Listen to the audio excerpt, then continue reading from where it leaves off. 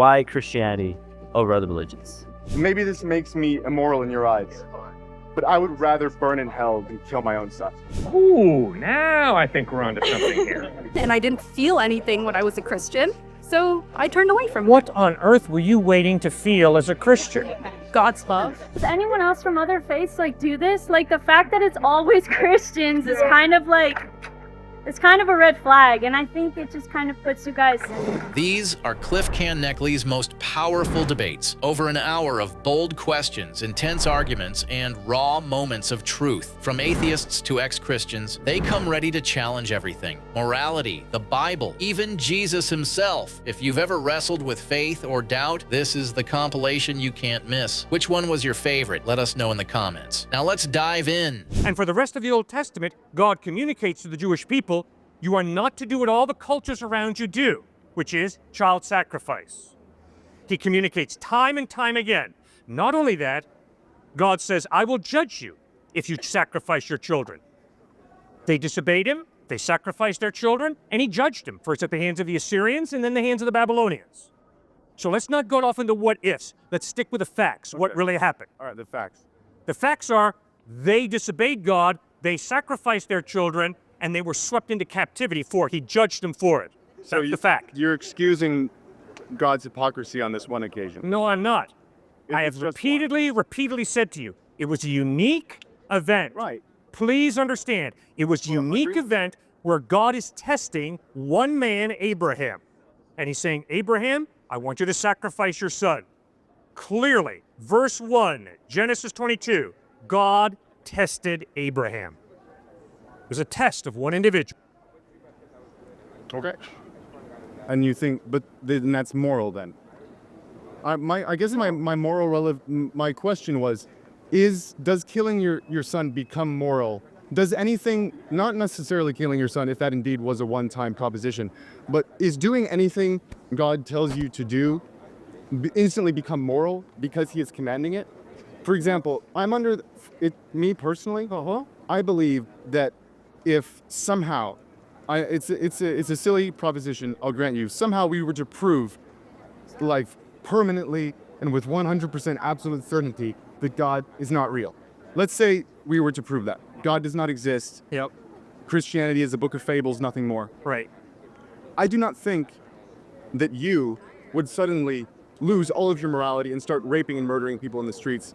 Nor do I think, maybe you would undergo a severe crisis of faith, but I don't think that all of the morals that you currently abide by, the idea that you very passionately presented that date rape is wrong, I don't think you'd suddenly waver in that understanding if you realized God didn't exist. And so I guess what I'm saying is I think there becomes a problem if you feel the need to double check your morals off of a higher power. It's not a question of double checking. It's a question of, if you are so convinced that certain things are evil, and if you're thinking deeply, you're going to have to ask, why are those things evil? What's the basis of something being evil? Is it just my taste, my prejudice, my culture? Is it just me, the individual? Is it just a power elite have taught me? King Arthur taught me that this is evil. Well, I guess here's my question. Because I don't believe in God, and yet I still find date rape wrong, where does that come from for me personally? Can you explain why I feel that's wrong? Sure. Because although you don't acknowledge it, you're a human being created in the likeness of God with a conscience and a rational mind. So here's what I want to ask. Isn't there a bit of redundancy in that assumption? That assumption that God implanted my morals on me already. I didn't have to learn about God to know that date rape is wrong. Right? So why do I need to learn about him now? If he's already implanted all my morals inside my heart, why do I need to know about him? For example, why do you need to know about God if he's already given you all of your morals? If he's, like you said, given me a conscience? Whether I asked for it or not, I've got it now, according to you. So why do I need to care about God? First point, because my conscience convicts me that at times, although I know what's good, I do the opposite, and that's why I experience guilt. I think you probably have experienced guilt maybe once or twice on your own. More than once or twice. Good. Great. Now, Jesus Christ bled and died on a cross, he claimed, to forgive you and to forgive me. Now, if we experience guilt, the question is, how do we handle guilt? One very healthy way to handle guilt is to turn to Christ for forgiveness and to receive God's forgiveness for the wrong that you and I have done. Second point, there are very few moral absolutes. Very few. And the majority of life is lived in the gray world.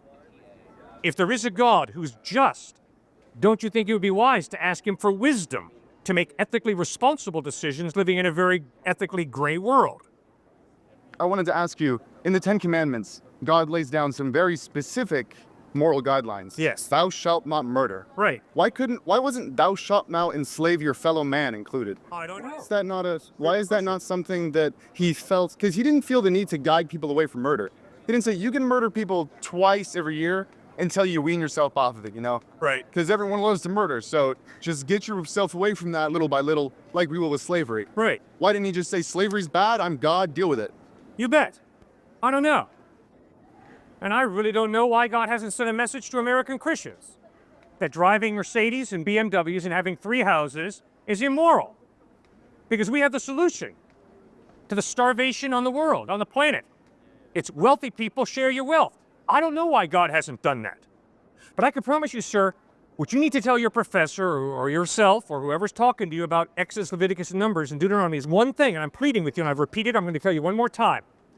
If you think that the Mosaic legislation for the theocracy of Israel is not different from the moral law found in Exodus 20, you're making a huge textual mistake. There's a humongous difference between those 613 laws found in Exodus, Leviticus, Numbers, and Deuteronomy that apply to the theocracy of Israel and the moral law of God found in Exodus 20. And if you can't learn to distinguish between Mosaic legislation and a moral absolute, we got to go back and do some more homework. Okay, I just wish that had been made more clear, I suppose, because, So do I. you know, I wish I'd understand that better 25 years ago when I first spoke here. the Inquisition I and had the to think it Crusades through. didn't seem to stop them from Right. misinterpreting the Bible. That's right. Should have been laid out a little bit clearer, I think. Oh, really? I love what Mark Twain said, sir. Mark Twain said, it's not the parts of the Bible that I don't understand that disturb me. It's parts of the Bible I do understand that disturb me. The Bible is all too simple and straightforward on the basics. Are there difficult textual problems? Yes. And if I think I can go around and justify my polygamy because Solomon had 700 wives and 300 concubines, I'm a con artist. You don't have to have a PhD in the Bible to understand polygamy ain't what God wanted us to do. So, okay, going based off of that, how do you feel about the people who use the Bible as an argument against, say, gay marriage? Well, I think it's real clear. The Bible clearly, consistently communicates that God created our sexuality to be enjoyed when it comes to sexual intercourse between one man and one woman till death parts us. And from Genesis to Revelation, homosexuality is communicated as a twisting of that beautiful gift that God gave us, and homosexual sex is a twisting of that gift. It's a wrong use of that gift. Isn't that included in the same set of laws that you were just talking about? Yes? So how do we determine which one is for everyone? Homosexuality. You answer that. 100% wrong. You're a smart kid. You answer that one.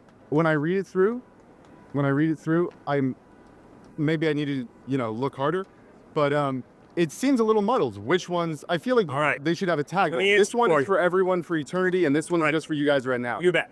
I'll answer it for you. Okay, thanks. If the statement that I just made in answer to the gay marriage issue was based on Leviticus chapters 21 and 22, you caught me.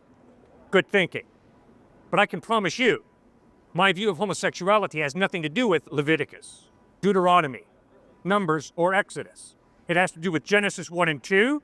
It has to do with the entire New Testament, which never once supports the gay lifestyle. Instead, it communicates the opposite, that God loves you, and by his grace, he offers you forgiveness.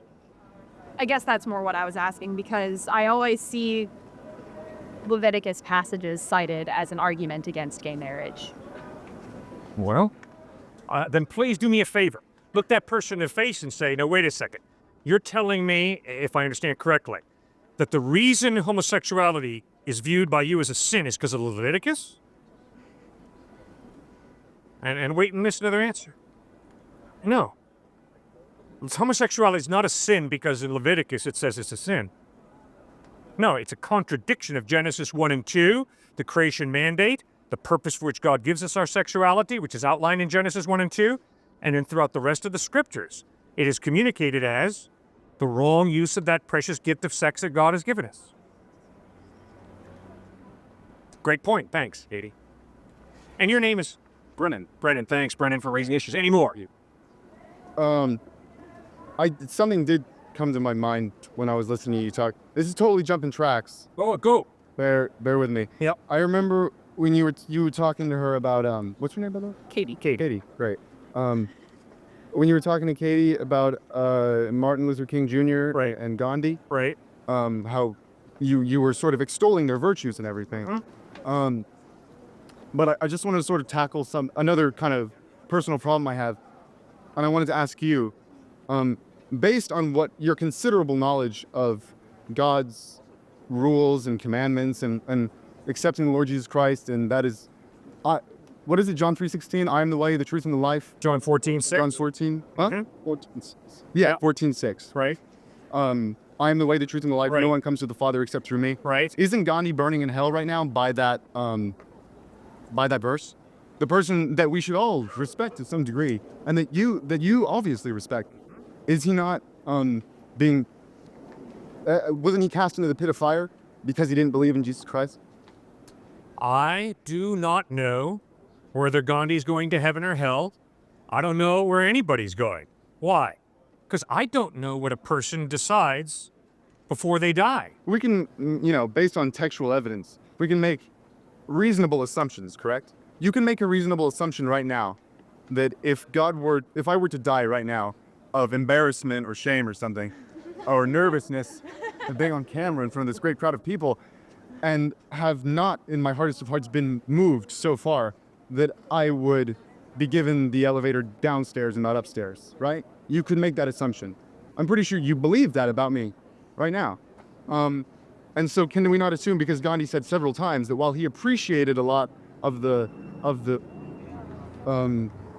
sorry, my mind's drawing a blank, philosophy in the Bible, that he was not a Christian, he was Hindu, and we can assume that because he was shot and killed, that he didn't have time to change his mind at the end.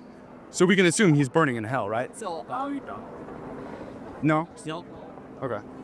But you can assume I'm burning in hell. No. No. I would never want to assume that about anybody. I know, but you have to if you believe that the only way to get to Jesus, to get to heaven, is to believe and accept Jesus Christ as your Lord and Savior. And if I'm telling you right now that I haven't done that yet, that's an assumption you can make, right? Because I know I guess the big problem I have is that I hear a lot of people say these things. You have to accept Jesus or you're going to go to hell. That's the only way to get to heaven. And then when we ask them these questions, like, do you really think I'm going to be tortured for eternity? They're like, oh, I cannot judge. God is the only judge of man. But you're not judging me. You're not sending me to hell. But somebody is, and you know who that someone is, and you know why. Yeah. Do you think there are going to be people who call themselves Christians who go to hell? You do. Do you? Do I? I don't believe in hell. But you believe that lots of Christians are going to hell because lots of Christians enslave people.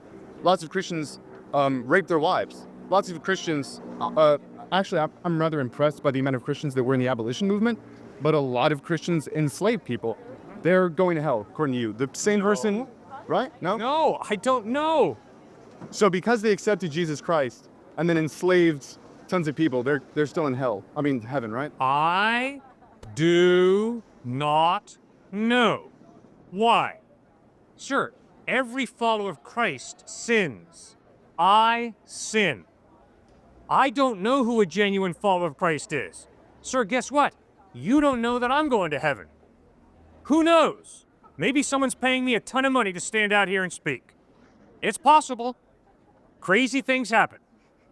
You, my friend, have seen more than enough Christian hypocrisy. So you know that we all are capable of being incredible hypocrites. So maybe I'm a colossal hypocrite. It is possible. Are you a false prophet? Maybe. God condemns false prophets. How do I know you're not a false prophet? Exactly. It's possible. How can I believe in anything you're saying to me right now? Because I know you're trying to change hearts and minds. I know that you want every single one of us to join you in the great vaults in the sky. I know that. I know you want us to join the theme. Good. But And let me answer quick. That's a great question, Brennan. If I was to say to Brennan and Katie, in answer to your question, why should I believe in Jesus? And I were to say, because I do. You'd be an idiot to believe in Jesus. Instead, what I'm saying is, go back and get the Gospels of Matthew, Mark, Luke, and John. Read them for yourself, separate from me. Ask yourself, does the historical evidence of the way Jesus taught, treated people, died, forgiving his enemies, and rose from the dead, does that evidence point to Christ being trustworthy, or does it not? Do not believe in Jesus, because I do. Please don't. It's a horrible reason to believe in Jesus. Horrible. I was in a church for a long time, and I don't buy it. So I'm Hey, going good. to hell. Why? You read the Gospels. What's your problem with Jesus? I don't want to talk about my phone. Jeez, man. Well, why did you not put your faith in him? Why did I not put Yeah. my faith in it? You read the Gospels. I mean, come on, man. You know that if somebody lives the kind of life he lived, you got to respect the dude. If someone teaches the type of ethical teachings that he taught, I mean, Robert Coles, psychology professor at Harvard, says all the writings on ethics over the past 2,000 years are simply footnotes to the Sermon on the Mount. I mean, the guy was an ethical genius. Thirdly, if you watch him die, nailed to a crossbeam, and instead of cursing his enemies the way I would have, he prays, Father, forgive them, for they know not what they do. And then if you see that 3 days after he dies, he rises from the dead. Guys, it's a no-brainer. The guy's trustworthy. You can believe in him. So why couldn't you believe in Jesus? Well, actually, one of my favorite personal Christian philosophers, C.S. Lewis, disagrees with you entirely. Okay. He said that if Jesus, a lot of people, like for example, Thomas Jefferson, said, I don't believe Jesus was God, but I think he's a great moral teacher. Yeah. He's ethically genius. Right. What C.S. Lewis said is no, that's not true. Because if he was not the true Son of God, then he was a liar and a charlatan, and he led people astray. Exactly. I don't believe that he's God, so while I agree with a lot of the stuff he said, I can't buy into him as a perfect manifestation of God's existence on earth. And C.S. Lewis disputes the point you made that Jesus was an amazing moral teacher, because unlike, for example, Socrates, we can't prove Socrates existed either. There's no real evidence for his existence, but we can still take a lot of what he said to heart, right? But the thing with Socrates is it's not an all or one deal, you know? With Jesus, it's like we got to go all in or we're going to burn. With Socrates, it's like, well, I don't believe that he was greater, that he was superhuman, so I can take the little bits that I want, that I think are great. But with Jesus, you can't pick and choose. You're 100%. And so when I find little bits and pieces like you're going to hell if you don't believe in me, it's difficult to, All right, Brennan, as I listen to you, I hear hell come up time and time again. What problem do you have with hell? Give it to me. Why are you so offended by the idea of hell? I don't believe that there should be an eternal punishment for a mortal crime. I don't believe that the 80 years I'm going to spend on life gaining not a fraction of the knowledge that anyone could never achieve on life is worth any literal, never-ending eternity burning in hell. I don't believe there should be an infinite punishment for a finite crime. Okay. I do not buy that. Sir, go back to the text. Read the text. Find out, where does the Bible give us a photograph of hell? Now, does Jesus in the Bible describe hell in horrible terms? Obviously, yes. I'm going with him, but no question about it. But now, come on now. Why is there a hell? I wanted to. She has a question. I just wanted to get really quick. It's even less, honestly, and this may reflect poorly on myself. It's even less hell that I'm interested in. I don't want to go to heaven. I don't want the idea of living forever. Yeah. That really disturbs me. The idea of existing for eternity and never stopping, especially living in a place where the only descriptions thereof, or that we're supposed to be praising God on high for eternity. That's not the only description, Brennan. I'm going to be He honest. talks about serving God, working. I love to work. Do you? You know, if I worked in this veil of tears for my whole life, and then I get to heaven, it's just more work, I'm going to be a little disappointed. Oh, I'm sorry that All I'm the saying is university gives you both- such a headache. Both the reward and the punishment don't appeal to me, maybe is the Sure. reason. I love to work. I love work. And guess what? When I work with street people, I'm going to get them a job. Why? Because if you don't work, Brennan, you're going to fall apart psychologically. And if you don't believe me, just go out and examine the homeless. If they don't have a job, if they don't work, they tend to fall apart. It seems that God created us to work. And in heaven, we will be working. At heaven, we will also be relating. Guess what? I really love my wife. I really love my boys. And as weird as this might seem, Brennan, I love you. That's why I'm standing here talking with you. So, I would love to be able to talk with you and get to know you throughout eternity in heaven. Heaven is all about relationship. That's why Jesus says in John 17:3, this is eternal life, that men might know you, the only true God, and Jesus Christ whom you've sent. So heaven is all about relationship. It's all about work, creativity. You express your creativity in work. I express my creativity in work. That's good. Come on, guys. Are you really here just to make more money? Is that what you're here all about? Come on, guys. Think. Think. There's got to be more to life than just positioning yourself to make more money. Nothing wrong with money, but there's got to be more to your life and your work than just making money. You got to enjoy serving people, producing a product to help people. That is good. Work is a gift from God. So you're saying that Jews who don't believe that Jesus was like a prophet, and that people who believe that Muhammad was a prophet, you're saying that they're wrong. That's a pretty bold statement. Okay. Sir, if the atheist speaks the truth, I am wrong. If the Muslim speaks the truth, if Muhammad spoke the truth, I am wrong. If Siddhartha Gautama Buddha spoke the truth, I am wrong. Right? Sure. Okay. If Jesus Christ spoke the truth, then I'm going to heaven, because he promised eternal life to all who trusted in him. So, sir, let's be real honest. Pardon? Do you trust Jesus? I trust Jesus. But, sir, let's be real honest. Every time anybody makes a truth claim, I don't care if you're an atheist, a Hindu, a Muslim, a Christian, a Jew, that means whatever contradicts that truth claim is wrong. So, obviously, then the question becomes, who are you going to trust to tell you the truth about God? Who are you going to trust to tell you the truth about heaven? Who are you going to trust to tell you the truth about the way to heaven?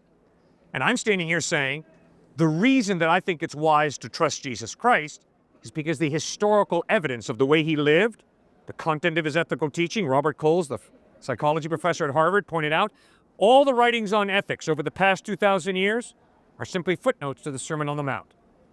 Ethical brilliance in the Sermon on the Mount. And where did that come from? From Jesus. I'm saying before that. Like, you could trace ethical beliefs in Christianity to Egyptian beliefs. And that you could trace to other beliefs. Yes. And I mean, you've only shown me that there's consistency within people, not within religions. And I asked my question again, why Christianity over other religions? Oh, first point is I don't put my faith in Christianity. Christianity has been used to justify the Crusades, the Inquisition, the Salem witch trials, all right? I put my faith in Jesus Christ. Christianity has been used to justify slavery in the United States. I would never put my faith in Christianity, all right? Tons of problems with Christianity. Jesus Christ is different. He's reliable. His sinless life, his amazing ethical teachings, his death on a cross forgiving his enemies, and his resurrection from the dead convinces me he's reliable. I can promise you, sir, if you die and rise from the dead, I will listen very carefully to everything you have to say. So that's why I trust Jesus. I mean, but other religions have miraculous, miracles that have happened that make them believe that. If you were a Muslim, you would be just as, convinced that Muhammad was a prophet. Just as convinced. And you'd be telling me that Muhammad is the truth and that he had the truth and not Jesus. Jesus was wrong. Everyone before Muhammad's wrong. Okay. So now you and I are going to try and be objective in our search for truth.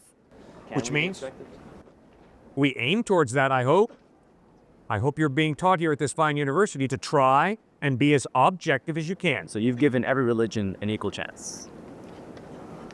That would be objective. I could not disagree with you more. I used to be impressed with that line of thinking, It's impossible to do what you just said. And you see, what you just said, I think, doesn't show open-mindedness. Quite to the contrary, it shows cynicism towards truth. Obviously, there's no way that any one of us can study every philosophy, every worldview, and every religion equally. That's impossible. You could try. It's impossible. You don't have that many hours in a day to study every philosophy, every religion, every worldview.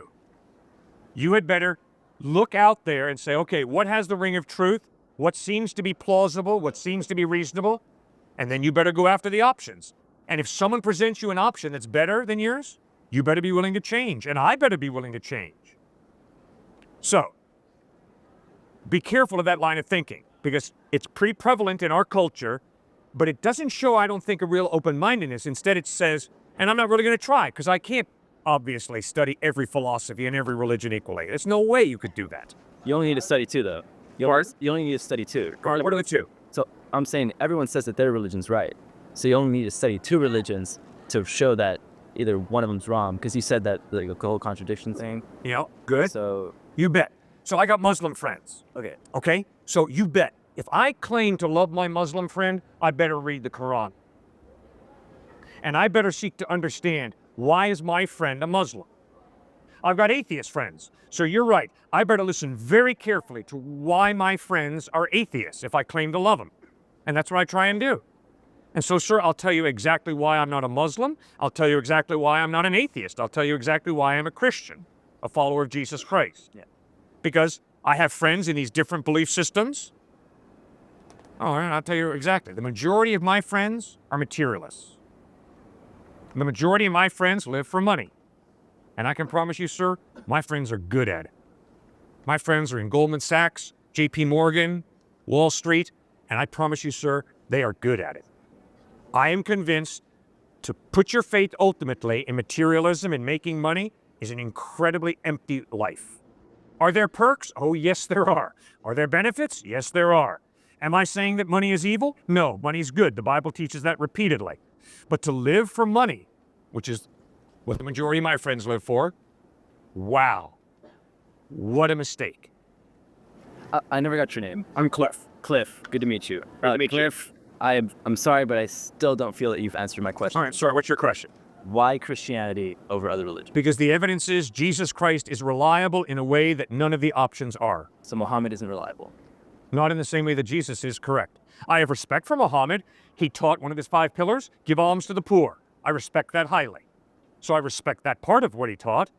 But to trust Muhammad to give me the truth about God, in light of the way he lived his life, in light of the internal contradictions in the Quran, I could never do that.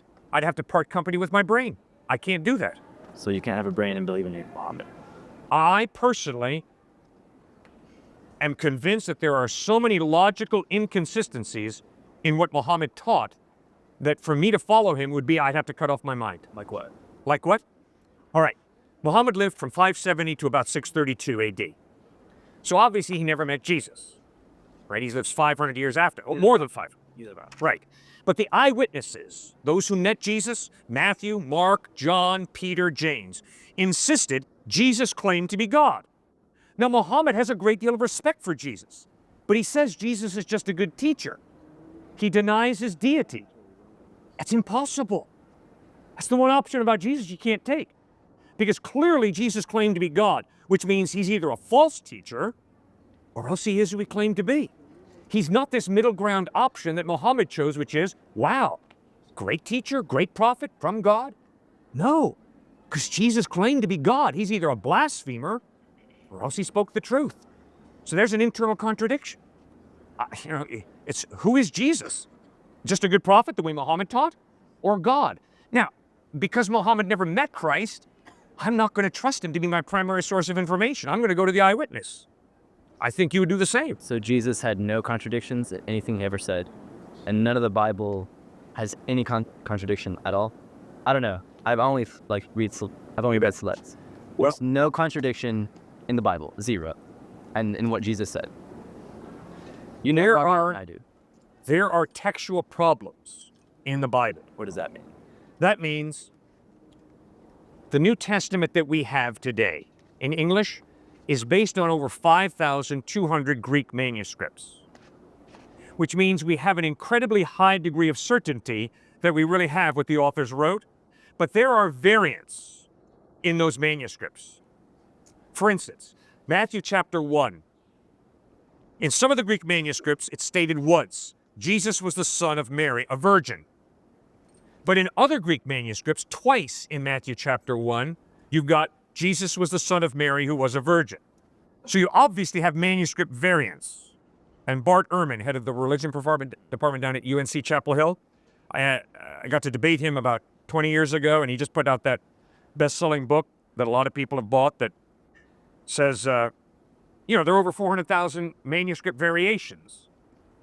But you see, the point he doesn't say is, but they are so small. They don't change anything. But there are variations in the manuscripts. So we got to be, honest about that. And so going back to my original question of why not other religions, you've just shown me that Christianity has these variants and textual problems. And so wouldn't that lead you away from Christianity? No, because there's no contradiction. There's no contradiction. The differences are so small as to be totally inconsequential. See, what truth changes between one Greek manuscript that says once Jesus was the son of a Virgin Mary versus another Greek manuscript that says it twice? I mean, it doesn't change anything. So there's no contradiction in the Bible. Well, I could not. Here's the good news for you.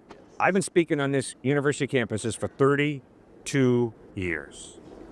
And I've had religion professors, philosophy professors, students, brilliant students, far more intelligent than I'll ever be, tell me about all the contradictions in the Bible. They haven't hit one yet.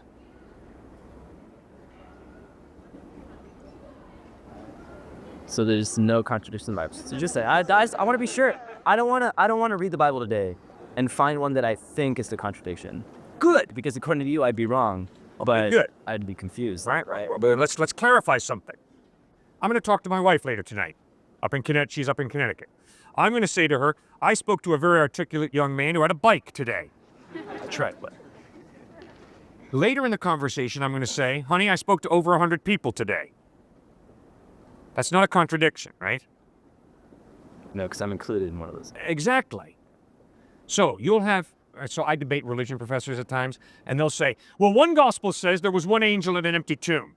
Another gospel says there were two angels. There's a contradiction. If one gospel said there was only one angel at the empty tomb, and another gospel said there were 2, 3, 4, or 5, then you'd have a contradiction. It is not a contradiction for me to say, I spoke to one man, I spoke to over 100 people. Because my perspective at one point, yes, I was speaking to one gentleman. And obviously I did speak to over 100 people. So you have different perspective. It's like this. You see, this is really confusing. I don't know why some people far more intelligent than me don't get it. You and I standing on the street corner down there in Guadalupe. We see two cars come together. We hear a woman scream, and there's a screech of brakes, and there's a collision. So the police haul us in the office and say, what'd you see? And you say, well, officer, I saw these two cars coming down the street. I heard a screech of brakes, and there was a collision. I say, officer, I saw the two cars coming down the street. I heard a woman scream, and there was a collision. Are we contradicting each other? No. We're giving two different but equally valid perspectives. There was a screech of brakes, there was a woman screaming, and there was a collision. You include one detail that I don't include. I include one detail you don't include. It's not a contradiction. So yes, sir, you have that in the Gospels. You have different perspectives on Jesus. So it's not as clean cut as you made it seem at first. I guess. I would argue it is clean cut. Okay. Guess what? Why? I would argue if all the Gospels said the exact same thing, I'd be really unimpressed. Yeah. Because they all copied off each other. They're just carbon copies. And I wouldn't be very impressed. I love the fact that there are differences in the Gospels, different perspectives. That's what I want when I'm studying history. I want different perspectives. And I love how energetic you are and how passionate you're about this. But I feel like a Muslim would be just as passionate about his good. And that is why if you believe in Jesus Christ because I'm passionate, you're a fool. You're absolutely right. For you to believe in Jesus because I'm a passionate follower of Christ, not a good reason. Because you're absolutely right. I could be a passionate atheist, a passionate materialist, a passionate Muslim. Just because someone's passionate. See, not only that, just because someone's sincere doesn't make their belief true, right? It's a great point you bring up. If I sincerely believe in thin ice, when I walk out on that ice, what's going to happen? I'm going through, right? If it's thin. If it's thin. If I have sincere faith in thin ice, when I walk out on that thin ice, baby, I'm going through. I don't care how deep my faith is. I don't care how sincere my faith is. So what that tells me is the validity of faith is not determined by its passion or its sincerity. It's determined by the credibility of the object that you believe in.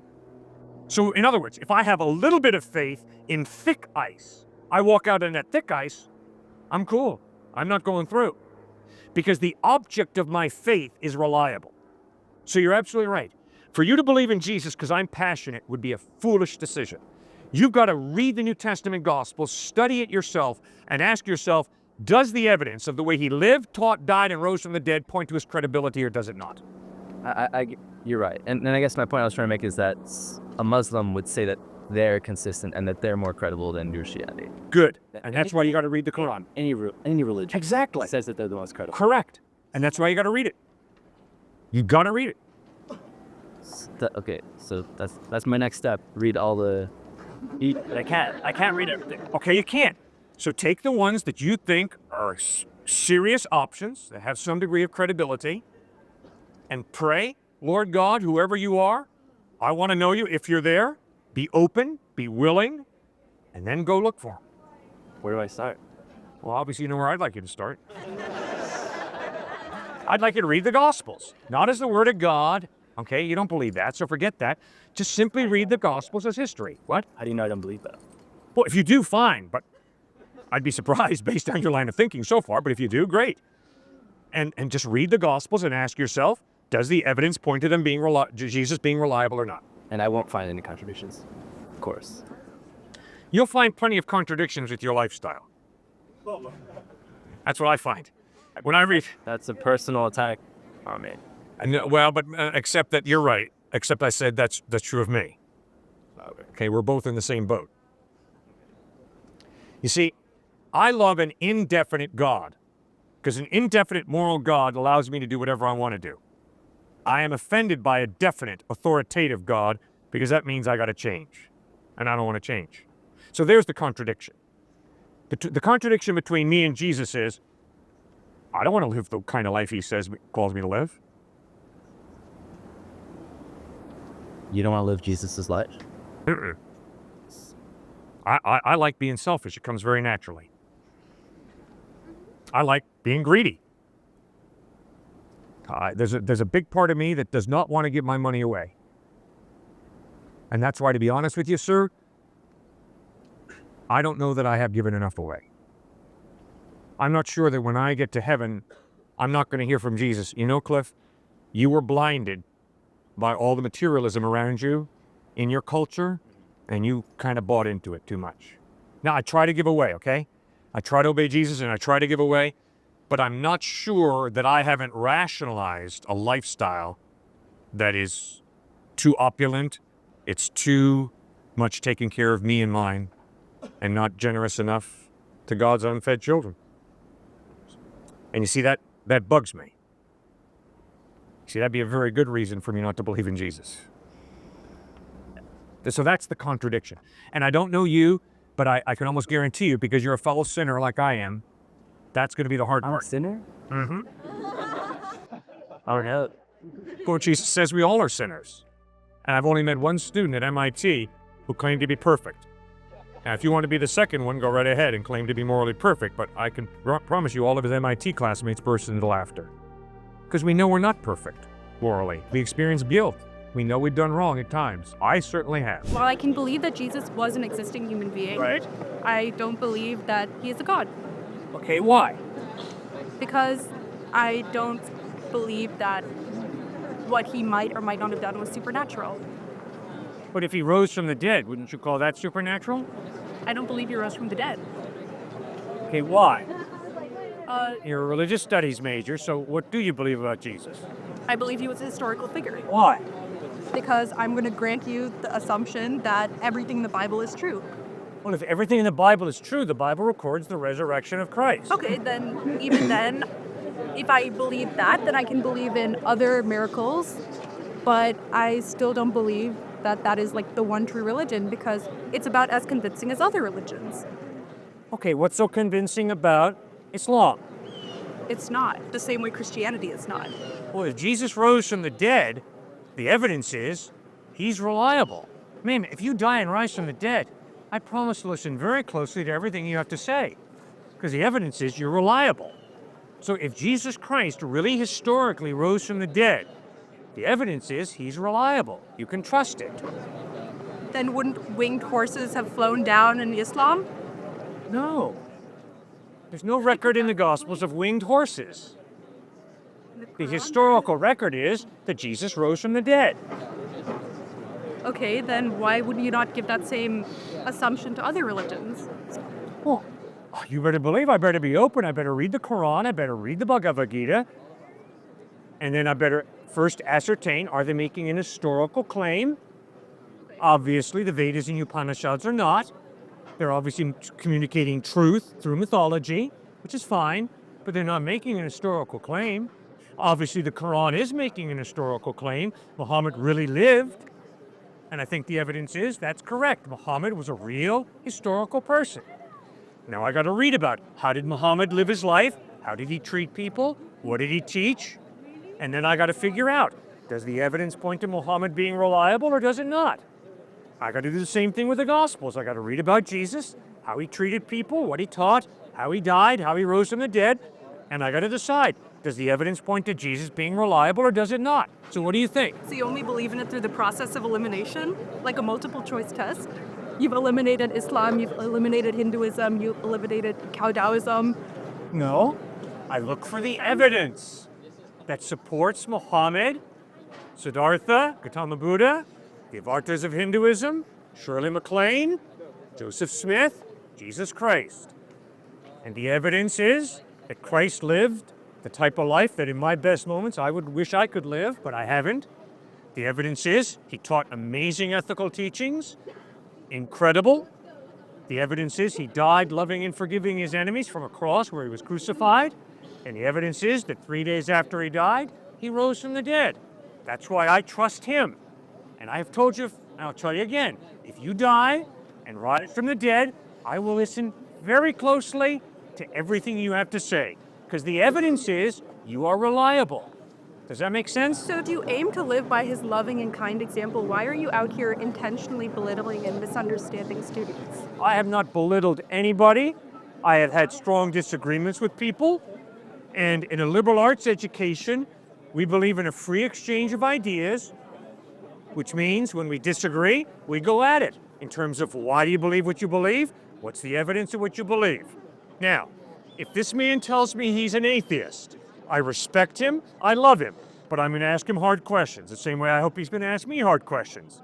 I'm going to ask him, why are you an atheist? What's the evidence? And if I see the evidence is lacking for his atheism, I'm going to point that out. The same way I hope that he's going to ask me, well, Cliff, why do you believe in Jesus? What's your evidence? And if my evidence is lacking, I hope he's going to point that out to me. He's going to say, Cliff, that's irrational that you believe that Jesus rose from the dead. It's irrational. And I'm going to say, okay, fine. Why do you say it's irrational? And if he says, because there's no historical evidence, I'm going to say, I'm sorry, here is the historical evidence that Jesus did rise from the dead. So I'm not belittling him because we disagree. No, I tolerate him, I respect him, and we disagree. Okay, so outside of the Bible, what is the historical evidence that Jesus Christ was dead? Thousands of Jewish people who were monotheistic Jews, who all of a sudden changed. And instead of worshiping on Sabbath, Saturday, they started worshiping on the first day of the week, Sunday, which is a radical departure of their Judaism, which taught Sabbath. And the reason they worshiped on the first day of the week, these thousands of Jews in the first century, is because Jesus rose on the first day of the week. So I understand they're relying on their faith, but where is the evidence that Jesus physically rose from the dead? People saw him. Jewish people saw him risen from the dead, and because they saw him risen from the dead, they put their faith in him, and they moved from Sabbath worship to worshiping on the first day of the week. And that is outside of the New Testament, that record of Jewish people worshiping on the first day of the week in celebration of the resurrection of Jesus Christ. I understand that proves that people were Christian. I understand that. But that doesn't validate the basis of Christianity that you're using as evidence. Yes, it does. No, it doesn't. They changed said their habits. they saw Jesus Christ risen from the dead. I agree that you are saying that. They said that, not me. They claim to have seen Jesus Christ risen from the dead, and they started worshiping on Sunday because of that, in celebration of what they saw, the dead Christ risen from the dead. Yes, and that's a claim, which means there's a measure of skepticism. Yeah. That's So how do you work through your skepticism? Exactly. You know, I'm a skeptic about whether you're really here. I don't know that you're really here. I don't know that my eyesight tells me the truth about reality, so I don't know that you're really here. Really? Right about now, I got to make a decision. Is my skepticism good, or is my skepticism, hyper-skepticism, unhealthy? My fist stops here, because although I'm skeptical that he might not be here, no, the overwhelming evidence is he is here, and my fist better stop here, and I better not swing through his handsome face. I understand. Yes, I can be skeptical about Jesus' resurrection, but if the overwhelming evidence is people saw him and then they were willing to die for what they had seen, the dead Christ risen from the dead, I can be skeptical all day long, but I better make a correct decision. He rose from the dead. That's what the evidence points to. If I met you 2,000 years from now and you said, oh yeah, I saw a man standing here with a gray beanie on his head. Yeah, solid. That's not convincing for me. Okay, what does it take to convince you? Okay, how about a photograph of Jesus? I'm being Take sarcastic. photographs. That's why I said I'm being sarcastic. And guess what? Do you really think that Forrest Gump met President Kennedy because it's in a photograph? It's in a movie? You can doctor photographs pretty easily. So are you sure you want to base your eternity on a photograph? Are you sure you want to base your eternity on a single religion by that logic? Oh, absolutely. Jesus lived an incredible life. By the way, Christ has impacted this world more than any other one individual. So you better, if you claim to be an educated person, read the Gospels and figure out, is Christ a quack? And if he is, reject him. Or if he's the truth, you better put your faith in him. But you better study him because he's influenced this world more than any other single individual. So if you claim to be an intellectual, if you claim to have a brain that's working, you owe it to yourself as a thinking person to read those Gospels. Right? I have. I've centered my major around it. I'm Good. Then why do you not believe in the resurrection of Christ? Because I don't believe in the supernatural. It's fantastic. It doesn't seem possible. Yeah, but that's not historical. That's a philosophical presupposition. Because you don't believe there's a supernatural God, therefore you believe miracles are impossible. Therefore the resurrection could not take place. That's not honest history. That's a philosophy of naturalism that limits all of reality to matter and energy. Exactly.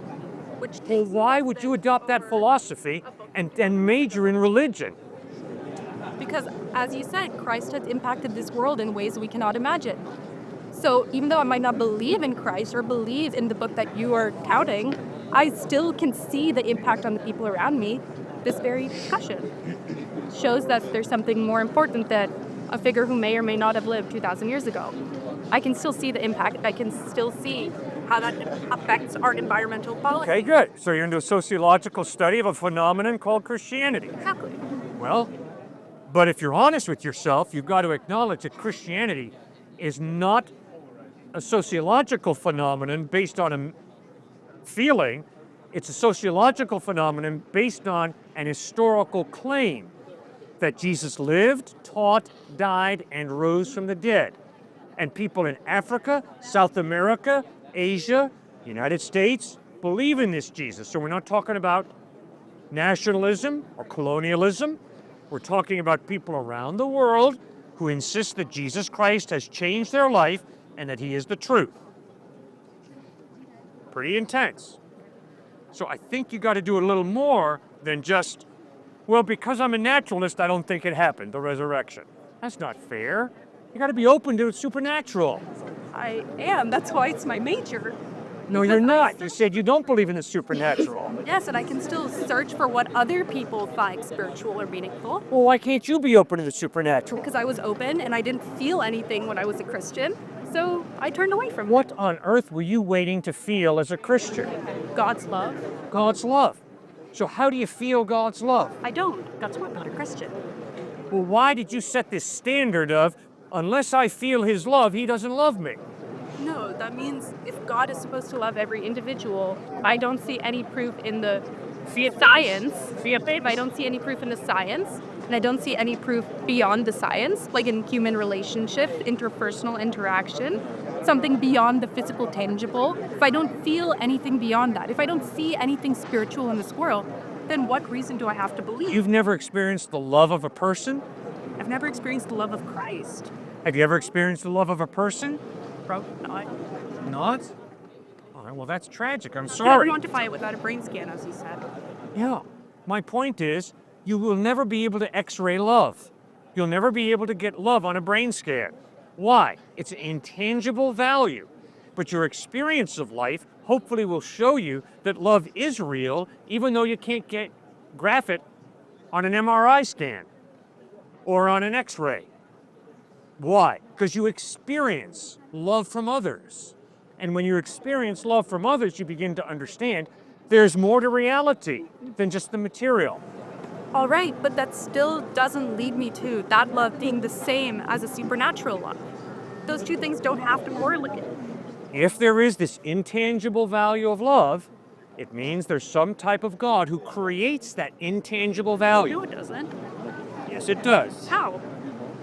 Because if there is no God, there is no intangible, real value of love. There are chemicals, there's MRI scans and x-rays and blood tests, but there's no intangible value of love because all of reality is matter and energy if there is no God. But you can be atheist, not believe in God, and still believe in something greater than humanity. Like what and why? Okay, love. I could believe in love and still not connect it to a divine being who created it. But you cannot be an atheist and believe in love because if you're an atheist, you are reducing reality to matter and energy. Okay, and love could be an energy. We can't quantify all forms of energy. No, love is a free decision to care about somebody. Love is not a free decision. Love could be irrational. Okay, that's where we disagree.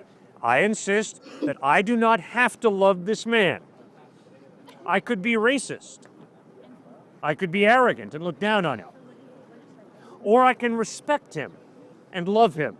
I don't have to do either. And there are too many examples in our culture of people hating and being racist toward this man. I am convinced that none of us have to be racist, that we can choose to freely love and respect each other. But if we believe that we can freely choose to love and respect each other, it means that reality is bigger than matter and energy. Why can't there be multiple gods that we can believe in? And why can't there be multiple ways into heaven? Good. There can be. But you see, what you've got to answer, ma'am, is why would you believe in heaven? Have you ever been there? Neither have I. So in light of the fact you've never seen heaven, why would you as a thinking human being believe there's a heaven? I mean, Why? through the Christian faith, is there not the communication that if you do live by the faith, you are forgiven, you go to heaven? Yes. But ma'am, my being convinced that I'm going to heaven is based on one thing: the trustworthiness of Jesus Christ. Because I've never been to heaven. So I don't know if there's a heaven or not from my experience. And I can promise you, Austin is not heaven. Okay? It's a very nice place, but it's not heaven. Right. Okay? So you see, ma'am, when it comes to heaven, you're going to have to trust somebody the same way I'm going to have to trust somebody. And the question is, why do you trust whoever it is you trust? So because Muhammad contradicts Jesus, and because Jesus contradicts the avatars of Hinduism, and because the avatars of Hinduism contradict Siddhartha Gautama Buddha, and because they all contradict Baha'i faith, you've got to be on the intellectual level of a cockroach if you say they're all saying the same thing. They're not, ma'am. They're contradicting each other. So either they're all wrong or one of them's right. And now you got to study the Gospels for yourself, Matthew, Mark, Luke, and John, and you got to ask yourself, Does the evidence point to Jesus being the truth? And if it does, trust him. But if the evidence is that Christ is a liar, you'd be a fool to trust him. Do not trust Jesus if the evidence is he's a fraud, he's a hypocrite, he's a liar. Don't trust him. But if the evidence is he's totally reliable, if the evidence is he really did die and rise from the dead, then you can trust him, and he's the one who promises heaven to everybody who puts their faith in him. And here's something that my atheist agnostic friends have to acknowledge if they're being intellectually consistent. Because they believe there's no heaven, no day of judgment, that has big implications for now, today. And the implication is what you and I do with our lives is ultimately meaningless. Why? Where are Hitler and Mother Teresa if there is no heaven and no hell? Where are Hitler and Mother Teresa? The same place. The fertilizer pit. They're decomposing.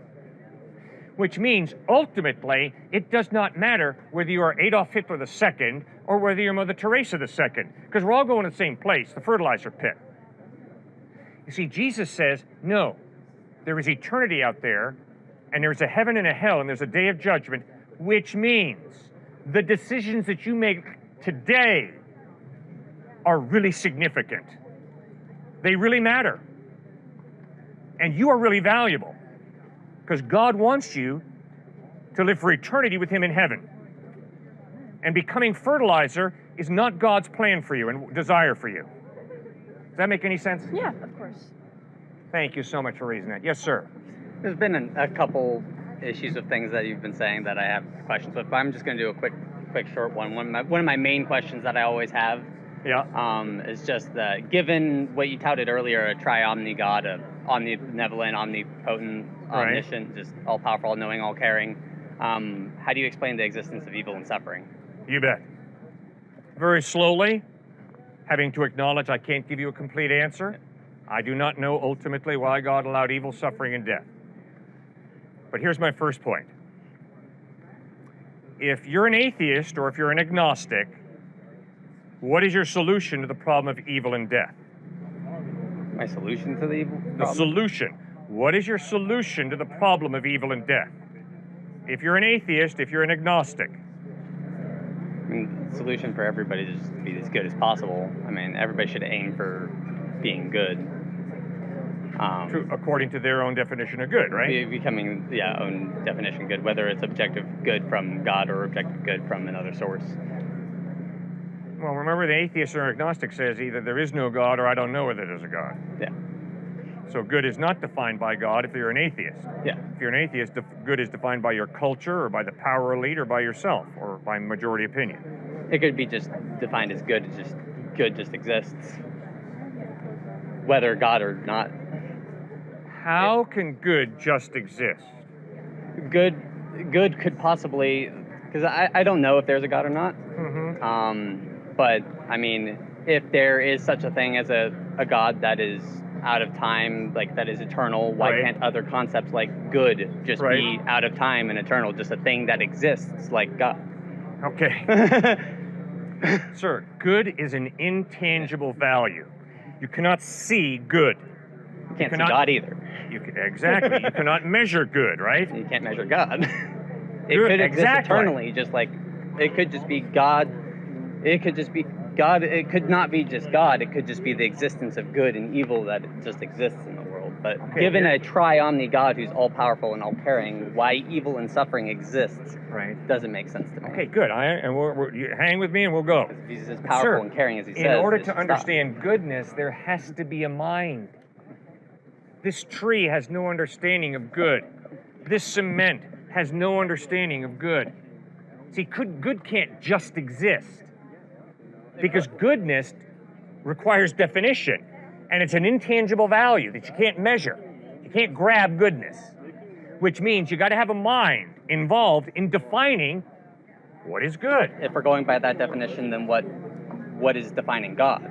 Okay, what created God? We'll get to that. All the arguments you could give for God could also go for good, just as a general concept.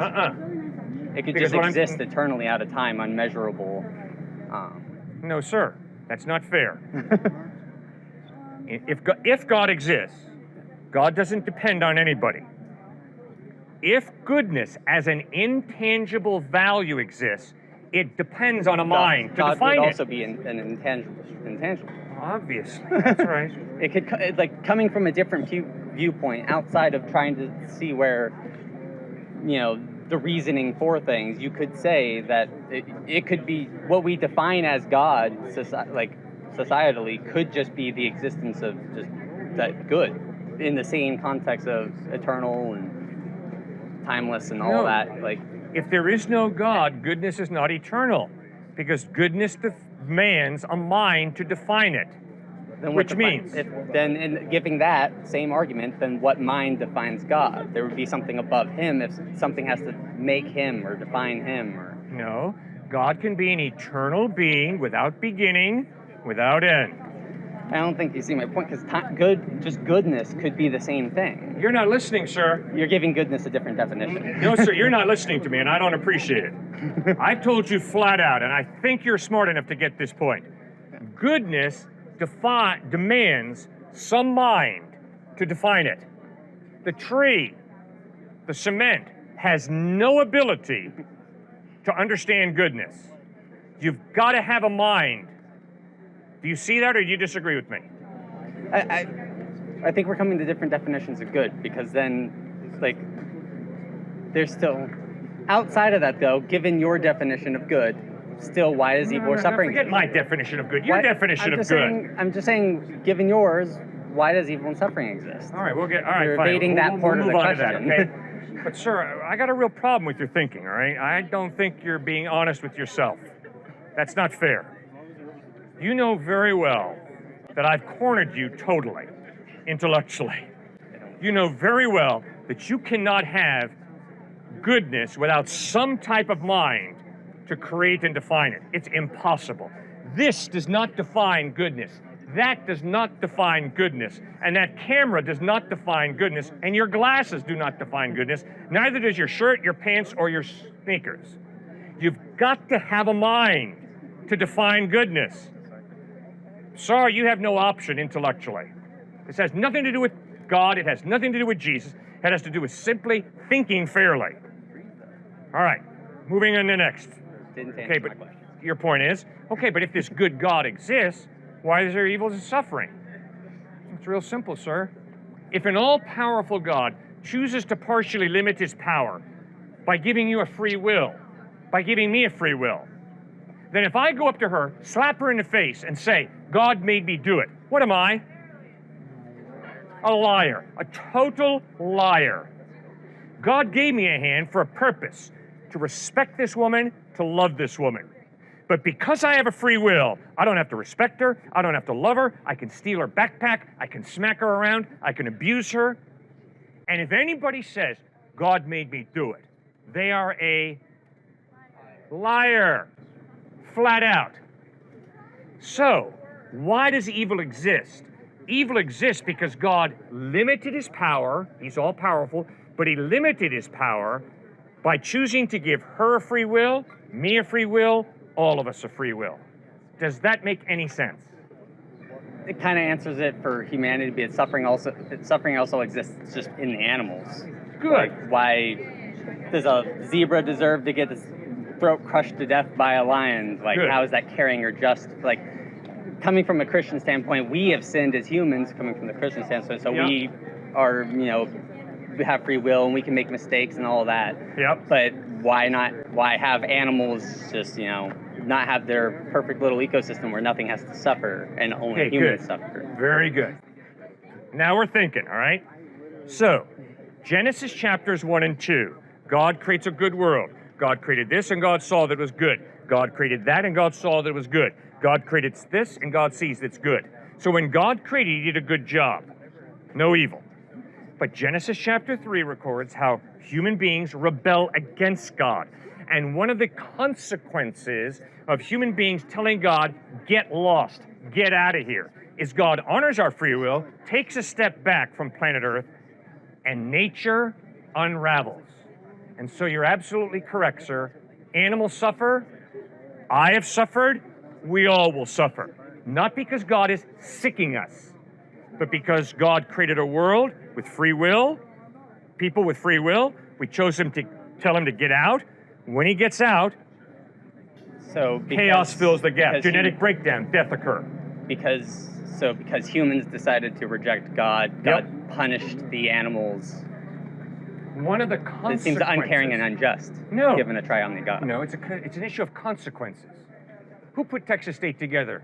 Did they do it last summer? Well, the consequence should go to the humans that did it. You don't punish someone else for somebody else's misdoing. That would be a nice way for things to happen. But unfortunately, because I have free will, if you're a husband and I smack you around, it might affect how you treat your wife when you go home tonight. It might affect how you treat your kids when you go home tonight. You see, for me to think that, well, I've got free will and it's just me and it's just you, and there are no consequences to the way I exercise my free will, that's a lie. Total lie. Well, how I would interact with animals is one thing, but how animals should interact with each other. Why does suffering exists between animals, not from humans to animals, but between animals, suffering exists. Why are they being punished for suffering between themselves? They're not if being they punished. didn't do anything wrong. You're correct. You're absolutely correct. They didn't do anything wrong. The same way, little babies that I have to bury didn't do anything wrong. But they're born into an unfair world where birth defects occur, and so babies die. Not because they've done something wrong. They have not done anything wrong. But they are born into an unfair, unjust, messed up world. Thanks for raising those issues. Yes, ma'am. They're also born with original sin, though. Which Okay, what does that mean? Which, My good Catholic friend, what does that mean? it means that as a consequence of, correct me if I'm wrong, but as a consequence of Adam and Eve eating the apple, all the following children would be born with this original sin that would have been an effect of mankind previously, correct? Okay, maybe. And at least also the way I was brought up was Yes. that if you were not baptized or had your original sin reversed, you Yep. would not be able to make it to heaven. Yeah, I So totally isn't disagree that- with that. I don't think there's any biblical basis for that. But wouldn't original sin be a spiritual birth defect? Good. Ooh, now I think we're onto something here. Okay, so what on earth is original sin? Original sin is simply this. I am born with a readiness to sin factor. Doesn't mean that everything I do is evil. My atheist friends do a lot of good. They've got a conscience. But all of us have sinned. Every atheist, every agnostic, every Christian, Jew, Buddhist, Hindu, we all have sinned. Part of the reason we have sinned is because we're born with a readiness to sin factor. Let me give you an example. When I was 4 years old, I was in a sandbox playing, and my friend had the audacity to hurt me. So very naturally, I took up the metal truck, and I said, really? Bam. Never seen that behavior model before, but I very naturally took up the metal truck, slammed it on my playmate's head, and it wasn't pretty. I am a sinner. That's my son over there, walking this way. He used to sit on a baby chair. I would put a glass of grape juice in front of him, and I would say, Stuart, do not knock this glass of grape juice off this tray. And with a smile from this ear to this ear, he would backhand that glass of grape juice off the tray. He was born a sinner, same way as old man, me, was born a sinner. Now, what does that mean? It means we have a readiness to sin factor. But we cannot blame our sinful nature for what we do, because we still have a free will. So if I slap her, and you say, wait a second, Cliff, what'd you just do to her? Why'd you do it? And I say, because of my sinful nature. That's a cop-out, because I still have a will. And you see, here's the challenge. The challenge for me is to overcome my sinful nature with my will and make responsible decisions. And that's why the whole line of thinking at Texas State University, which is, I was born with this desire, therefore it's good, is a crock.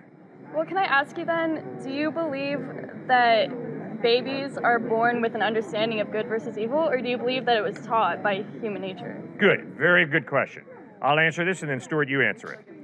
I am convinced that my little granddaughter, who is 6 months old, his daughter, has no understanding of what good and evil are. But I am convinced that when she comes of age, and I think for different people that's different, she will develop her own understanding of good and evil. Will that understanding be heavily influenced by her environment? Yes, ma'am.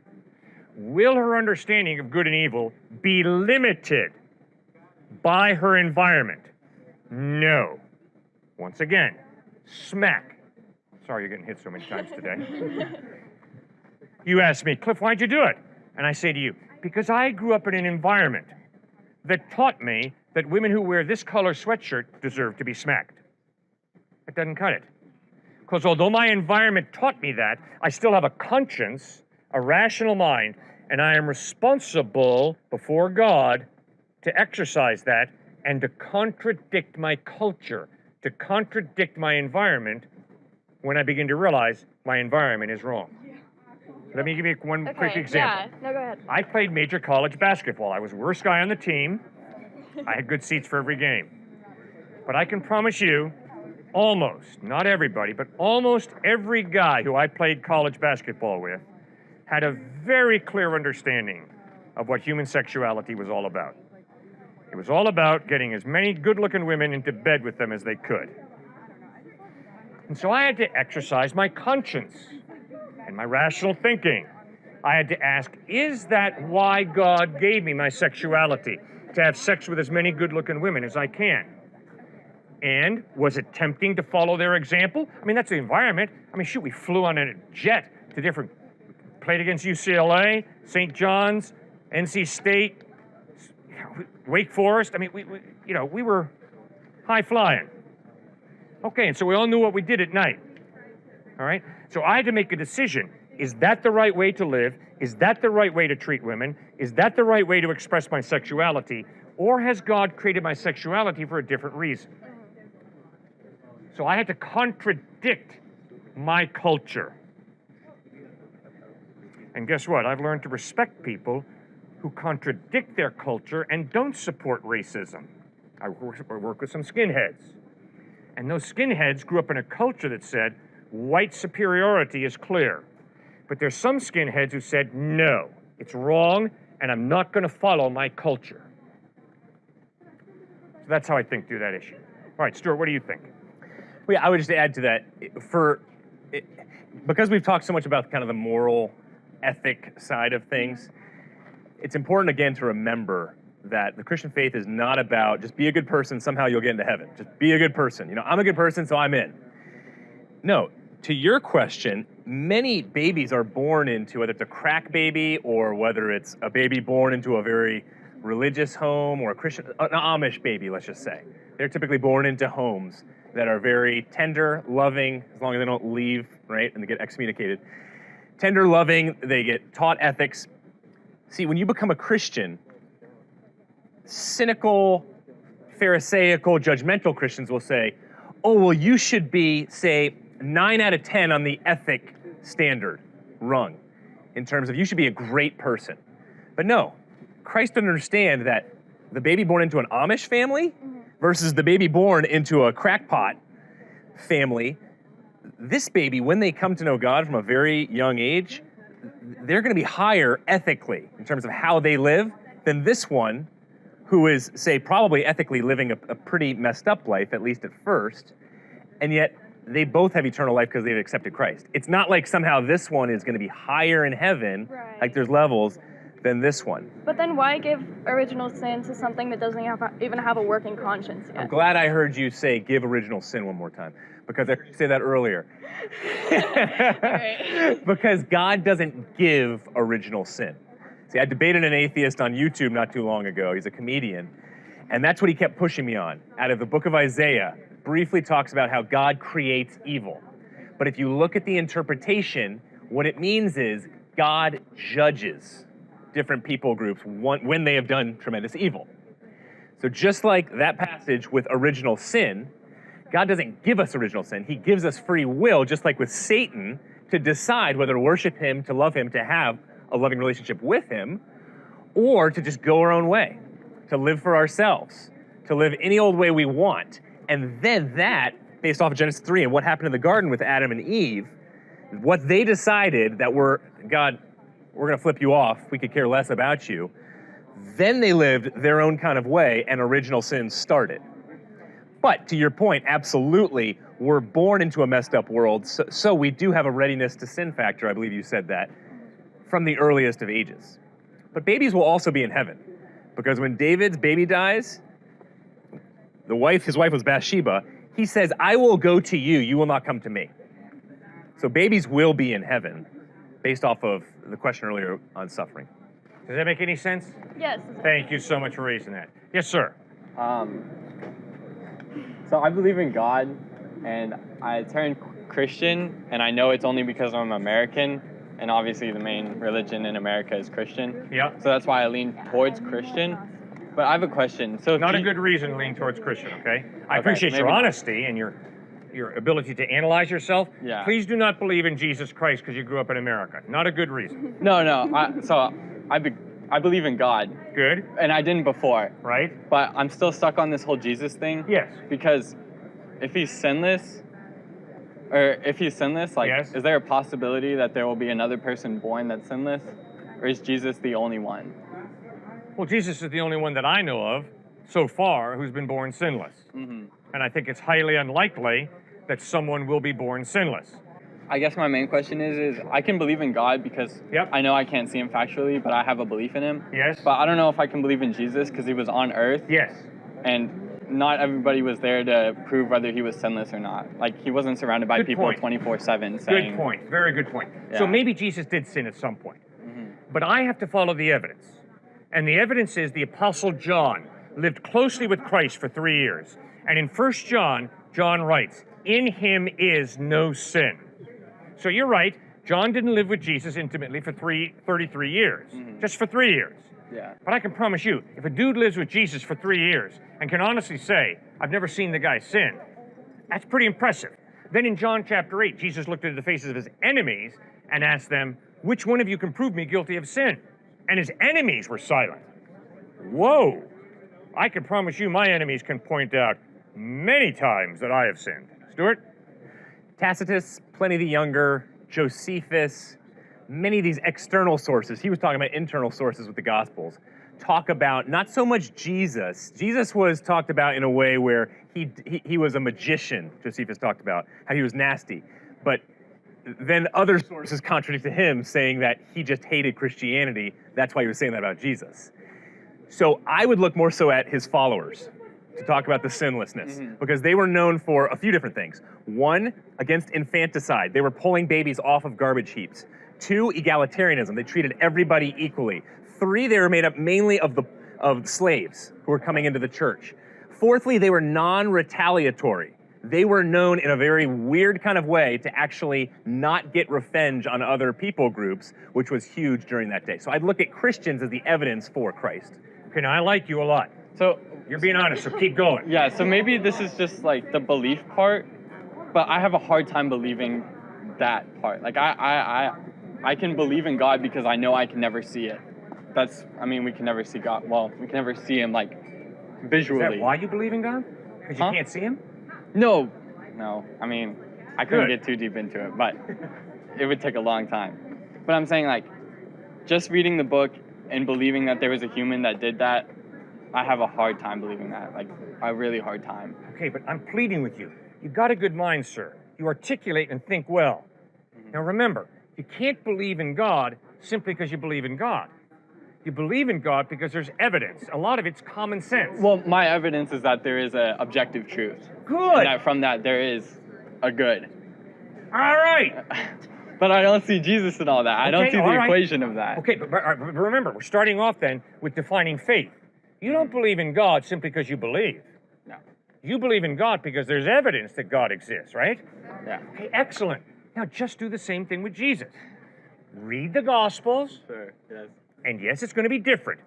The evidence that God exists is not historical. It's philosophical. Right. You see order and design, points to a designer. You see a moral absolute, an objective moral, points to a moral lawgiver. Okay, you've got your evidence. Now, when it comes to Jesus, it's not going to be philosophical. Why? Because he claimed to be God in human form. But I like that, because that means we can historically analyze Christ. which is why Paul writes in 1 Corinthians 15, if Jesus Christ is not risen from the dead, we're idiots for believing in him. Because the veracity, the truthfulness of Christ is based on his claim, I'm going to die and rise from the dead. Ooh, that was a big mistake, Jesus. What's the mistake? You gave us a way to verify you or falsify you. If you don't rise from the dead, you, Jesus, are a liar.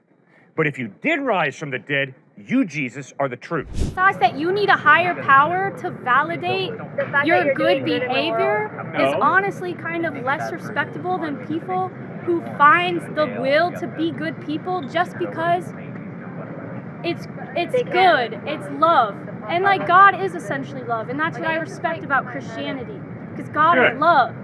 But he's not this whole creation story. He's not this whole thing. He's not the judgment book. He's not a judge. He's Well, then not, who is God? You said he's love. I'm like saying he's, but I'm not trying to even put it into like a human term. Like it's not. It's like it's. It's like energy. Okay, how does energy love? Energy Do you have a loving is relationship love. with electricity? Energy is love. Energy is love. Is electricity love? Is nuclear power love? No, the energy. Well, then what are you force talking in the about? What do you world. mean? How do you explain God? Very simple. God is a personal being, not an it. God is not electricity. God is a personal being who has a mind, who created us. Making it a personal being turns him human. And No. humanity isn't divine. He's a spiritual being. He's not a human. Okay, so how do you define spiritual being?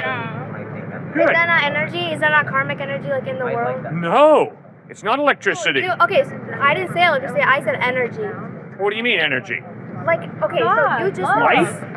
Life? Life is energy. It's Good. a form of energy. God is a living being. Absolutely correct. God is a living being. In that sense, God is very energetic.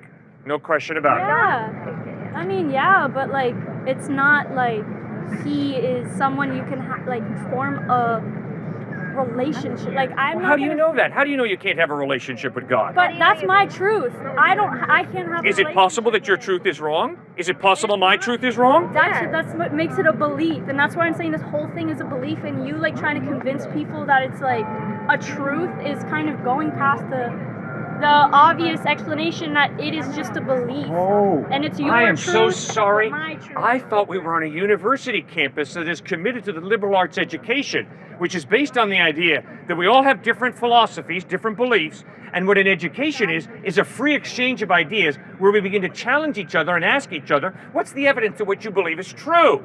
So you're doing That's this- where I thought we were, at a university. I didn't know we were at a place that says, it doesn't matter what you believe, because everything is true. I thought we were at a place where a professor said, that answer's wrong. And if you don't learn to study and get in touch with reality, truth, you're going to flunk out of this place. I am so sorry I'm under this misconception that we're in a university. We're a liberal arts education. The free exchange of ideas, the questioning and challenging each other. What do you believe and why do you believe it? I thought that's what this place was all about. I'm so sorry for my I think misunderstanding. you're going too far because she came up here respectfully and asked and had a normal conversation with you. No, I think. Yeah, and I'm respecting her and answering exactly what she's raising, and I'll listen to you and answer you exactly what you raise. And that's called intellectual respect.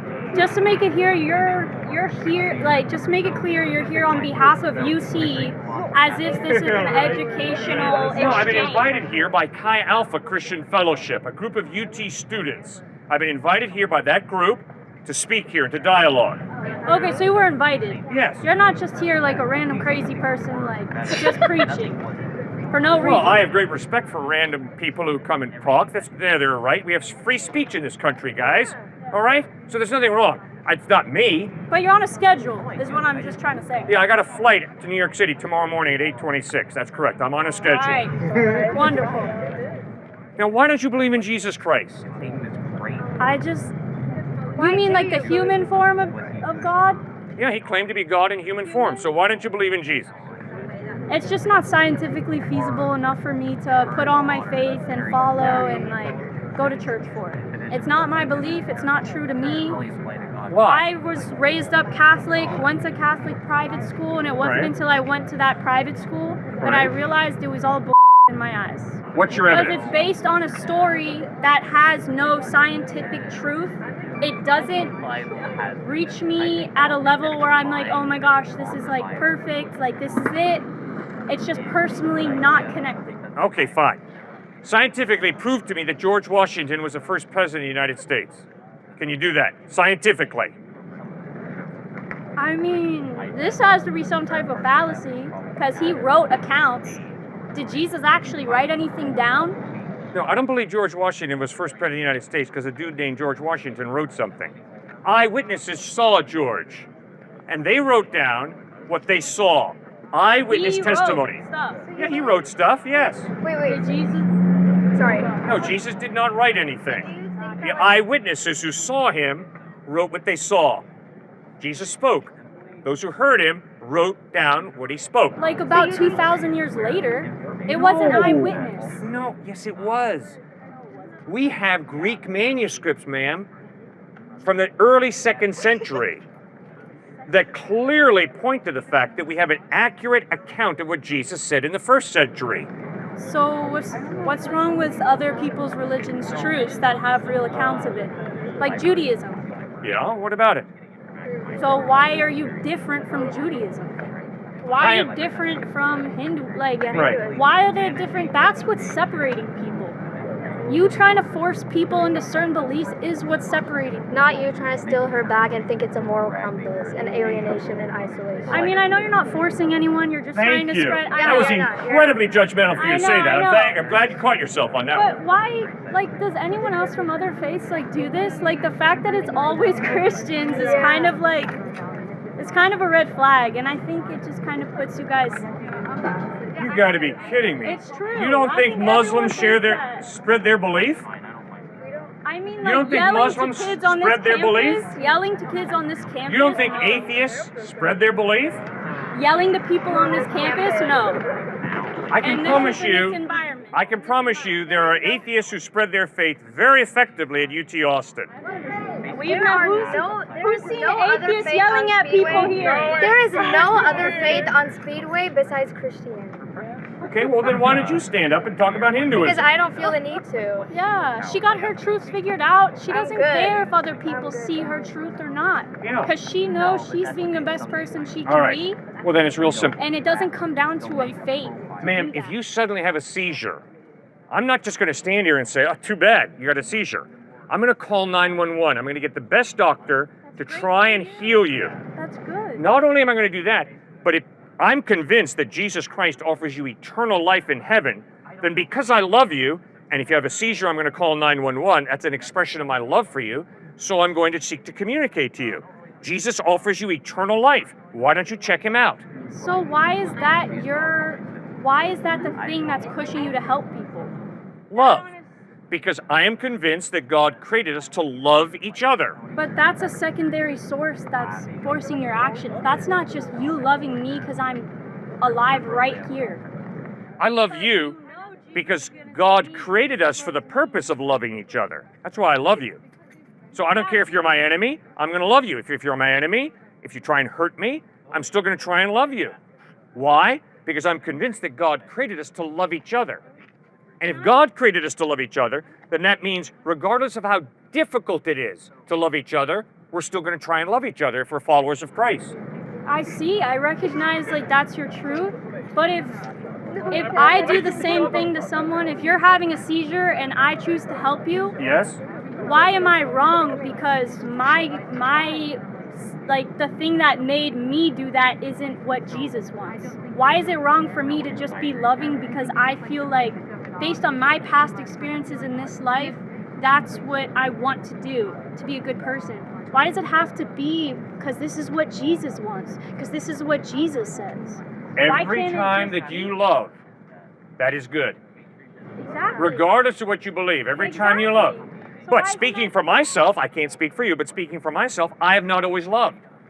I am a sinner. Me neither. Okay, I have violated God's purpose in creating me, which is to love God and to love people.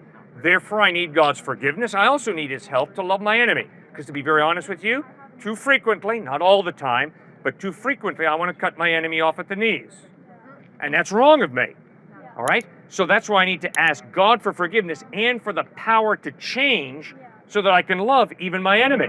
Yeah. Well, the fact, I'm not saying that you're weak for needing that extra help or anything, but I think that's why faith and like religion is so easy to follow for humans that have no idea why we're here. We're all clueless at the end of the day. We don't really know what's going to happen right when we die, and we can all say that, or else we're naive. And I think what is love and who defines it?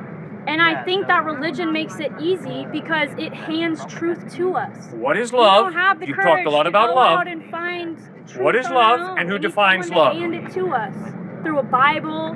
What is love and who defines it? Because I know a lot of guys who have a very definite definition of what it means to love you. You're a very beautiful woman, and I can promise you, I got a lot of guys who can tell me very clearly what it means to love you, and it ain't pretty. Okay? So who defines love? If it's just a personal thing, you've got your personal trip, I can promise you I got a lot of guy friends who got their definition of what it means to love you, a beautiful woman, and it ain't pretty. So what makes your definition of love more correct than their definition of love? Well, it's not the definition of love. It's the moral compass that someone builds up as they have more past experiences. And why is your moral compass more correct than their moral I'm not compass? saying it is. We're saying Oh, come on, you know very well that if some guy says to love means to use you sexually, they are wrong. That's evil. They're Don't you believe unethical. that? Don't you believe that? They're unethical. They're Uh-huh. not. Okay, so who defines ethics? Who defines goodness and who defines love? Well, that's a whole philosophical question. That It's has a very nothing to practical do question, with ma'am. Then It's an incredibly practical What is your question. answer besides God to that? Yeah, what's your Because answer many besides, philosophers this is what do not have Jesus the answer said. as God. It's so easy for you to stand here because you can say, Jesus told me this, Jesus said this. It's so easy to Never have once have I something done that with to you, but that. it's amazing the way you parrot that. You're attacking a straw man, ma'am. Now, why don't you listen to me as I try to listen to you and respond to me, not respond to a straw man. I never said, just do something because Jesus says it. It's not my argument. My argument is your experience of love as a real value, your firm conviction that those guys who define love as being to sexually use you, they are wrong. Really wrong. Why? Because there is such a thing as real love that they are violating. Now you've got to ask yourself, real love? Who defines real love? And if there is no God, there's no objective love. I'm not saying there's no God. Okay, fine, but just listen. If there is no God, We're not saying We're there's not no saying God. that. No, my argument is the fact that we're not saying that there's not a God. We're just saying that it doesn't always have to be Jesus, like in the form of like Christianity. okay, fine. So who is God? I mean, like I'm a Hindu, No so one, I have like- different beliefs. Who is God for you? I mean, like we have multiple that take the same form. We have multiple gods. Okay, so if I say God is the lamppost, is that true? No, that's just disrespectful. What do you mean disrespectful? If I believe that the lamppost is part of God, don't tell me that's disrespectful. That's what I believe. No, I thought you were talking about Hinduism being like the No, I didn't say that. If I, Cliff, believe the lamppost is God, That's do you up have to do you have a problem with that? No, Do you that's up to disagree? Do you agree with me that lamppost is God? I respect your belief that God is a lamppost, but that's not my belief. Okay. Then if you believe that God is not the lamppost, would you try and help me see that the lamppost is not God? Or would you just say, go ahead, Cliff, believe the lamppost is God? I mean, that's what religion is today. Like, you believe in Christianity. I'm not going to come and try to be like, oh, like, you need to believe Hinduism. Well, what are you doing out here talking to me? Why are you here then? Why are you here? We knew what you were talking about. We go to Yeah, and then, good, and you started talking. Yeah, But let's be real honest. You disagree with me. Yeah. Okay, and that's fine. But let's not try and act like you don't disagree with me, because you know very well. Everyone knows I'm here because I don't agree with you. Exactly. And I respect that. That's fine. But let's not start getting on your high horse telling me that because I believe Jesus is the truth, oh, that's some type of narrow-minded, bigoted view. It's because You have your truth, preach it. and I have my truth, and I'm trying to dialogue with you. What's the evidence that your truth is right? Okay, I think both of us, it's safe to say that we're curious why is like people are always here preaching I don't know why other people come out here and preach. I know why I do. I don't know why. Same reason for all of y'all. Yeah, No, it's not. Don't generalize like that. That's just as bigoted as if I were to say to you, you both are motivated by the same thing. I don't know you ladies. I've got to respect you as an individual, and not just say all preachers, all UT students. That's wrong. I am here because I love you. Thank you for asking that question. I'm here because I love you, and I have found that Jesus Christ is totally reliable, which means For you. No, let it finish. Thank you. Go ahead. Because the evidence of the way Jesus lived, taught, died, and rose from the dead points to his trustworthiness, I'm concerned that you not trust someone who's going to ditch you, who's going to fail you. Jesus Christ was dead, he rose from the dead, therefore I'm convinced he can help you with the fact that you're going to die. He can help you in a way that nobody else can, that I've ever been exposed to. So therefore, because I love you, and I use the illustration, if she had a seizure, I would try and call 911, so I'm convinced that you and I both have dates with death. Therefore, if Jesus Christ is able to give us eternal life, and if I claim to love you, I'm going to tell you. The same way if you get cancer, man, and I know a doctor who can cure your cancer, I don't love you if I don't tell you about that doctor. Okay, but like if everyone is walking around like I have a different faith, do you believe that just because we don't follow Christianity that we're all just like on a different path, like we're not going to heaven? Yeah. Are we sinners? Are we inherently sinners because we don't believe? Like we No, we're all sinners, beginning with me, because we rebel against God, because we don't love God and love others the way he created us to. So I'm a sinner. I'm number one sinner out here, okay? But separate from that, like what? So if someone is not a Christian, what is their path in life, like after they die? All right, why don't you answer that, Stuart? Wait, what was the last one? No, it's just that if someone is like not a Christian, like what do you think happens like after they die? After they die, if they're not a Christian? Yeah, because he was talking about like eternal life, like heaven, like everything. Right. What do you do then? I'll answer that from a Christian perspective, then you can answer it from a Hindu Yeah, perspective. I'm just curious. Yeah, so from a Christian perspective, it's all about giving up yourself and worshiping God, because we all worship in some kind of way, some kind of thing, right? I mean, the best fiction writer probably in the last 100 years, who wrote Infinite Jest, gave a Kenyan college address where he said, we all worship something. If it's something on this earth, it will eat you alive, whether it's relationships, money, you name it. So we believe in Jesus Christ. We believe in God outside of us. By accepting God, we empty ourselves, grow a trusting relationship with Christ, and that is how you have eternal life with him. But that does not mean somebody over in India who's never heard the name of Jesus Christ is going to hell. Because No, yeah, I get that. you get that, okay. Yeah. So from a Hindu perspective, see, I think you should be out here, maybe not with the same kind of voice as him, because you guys are slightly hardwired differently, but I do think sometimes you should maybe be on this corner. That makes a great point. Thank you for talking out here. I appreciate it a lot, okay? But I do think, because I have some Hindu friends, and I've been to their homes, and I've had conversations with two different women who said to me, we're in different caste systems, and so one is slightly more valuable than the other, and it was a very awkward conversation. But I think for you to love me would be to come out here and say, hey, Stuart, you have a slightly bad sense of karma because you've been living a certain way. I want to help you, not come back as a cockroach.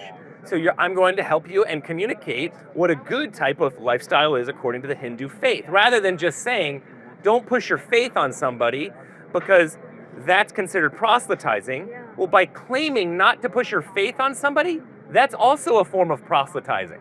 Maybe it's a form of quieter proselytizing, but see, this sweet woman right here, I am very impressed by her, and yet the same thing that she was doing, she was basically calling him intolerant for the way he was communicating an exclusive truth. She was communicating an even more intolerant exclusive truth, because she was saying she had this kind of 30,000 view of all religions, and that they are either the same or that they should not be communicating their truth in a certain way, when 87% of the world is making exclusive truth claims about their own religions. So what's more exclusive and intolerant? Well, my thing is like, okay, so you guys are like out here like preaching, like spreading the word. Like I get the. Hopefully not preaching too much. Okay, no, but I want to be PC. Okay, but like spreading the word. Okay, we'll say that. But the thing is, like, Hinduism is a very accepting religion. Like, obviously, like you have to be born into Hinduism, but you can still practice it as a religion.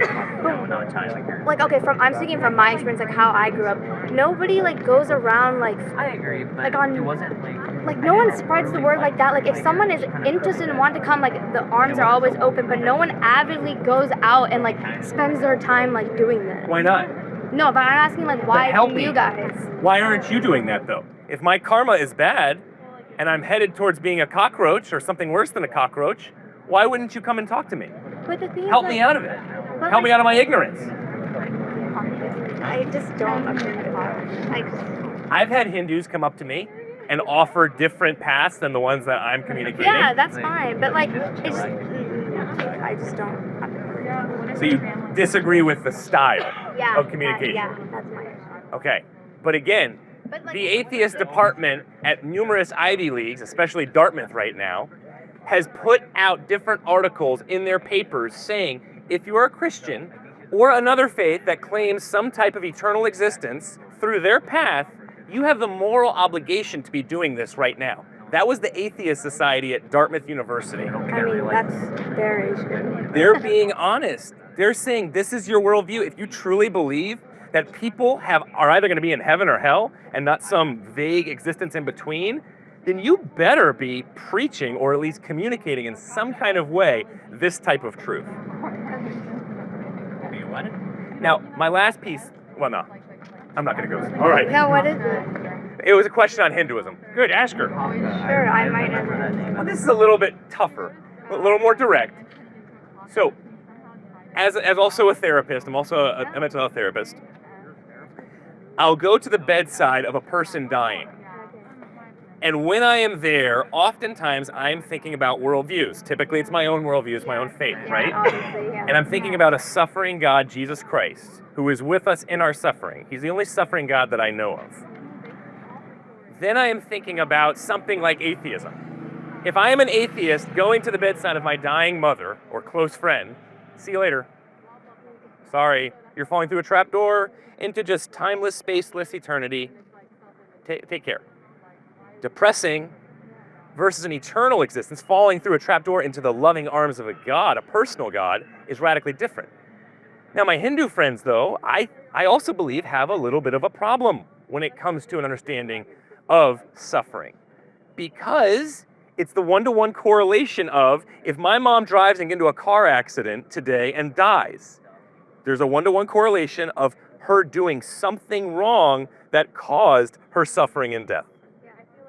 That's radically different from the Christian faith, which is not just the suffering God, but it's also, there is death, there is confusion, there is all kinds of pain and suffering that typically has nothing to do with your bad deeds or bad karma. Okay, yeah. Ours is based on karma. Right. But do you see how that's problematic? Like, that does not fit my experience. When I'm dealing with death and dying folks, to go to them and say, sorry, you have cancer because you did something wrong, whether it was last week, yesterday, or the day before. No, but the thing is, like, it's not that minuscule. It's like what you've done throughout your life. So you know how, like, you guys look, okay, I'm a sinner, like, I've sinned. It's not like, oh, like, I tripped someone yesterday, so now I'm gonna go die in a car crash. It's like the accumulation of all the bad deeds that you've done. Okay.